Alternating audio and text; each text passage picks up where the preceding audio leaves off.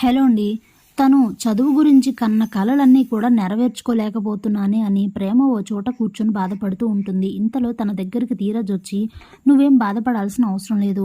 నువ్వు కోరుకున్న నీ కలల ప్రపంచంలోకి నువ్వు వెళ్దువు గానీ, నువ్వు అనుకున్నట్లుగానే అబ్రాడ్ వెళ్ళి ఎంఎస్ చేద్దువు గానీ, దానికి సంబంధించిన ఏర్పాట్లు నేను చేస్తాను. ఎంత ఖర్చైనా నేను నిన్ను చదివిస్తాననేసరికి ప్రేమకి చాలా కోపం వస్తుంది. "ఏం మాట్లాడుతున్నావు అర్థమవుతుందా?" అని అంటే, "అర్థం కాకపోవడానికి ఏం లేదు. నువ్వు ఇందాక మీ ఫ్రెండ్స్‌తో మాట్లాడిన మాటలన్నీ కూడా నేను విన్నాను. అంతా నేను చూసుకుంటానని" అంటే అప్పుడే ప్రేమకి చాలా కోపం అయితే వస్తుంది. లాగిపెట్టి ఒకటి కొట్టి, "ఏమనుకుంటున్నావు జీవితం అంటే అన్నీ మనం అనుకున్నట్టే జరుగుతాయి అనుకుంటున్నావా? నేనొకటి అనుకుంటే ఇక్కడ ఇంకొకటి జరిగింది. కానీ ఇందులో నువ్వేం బాధ్యుడివని ఇంకా నువ్వు నన్ను చదివిస్తూ, నా గురించి ఆలోచిస్తూ నీ లైఫ్‌ని నువ్వు స్పాయిల్ చేసుకుంటావు.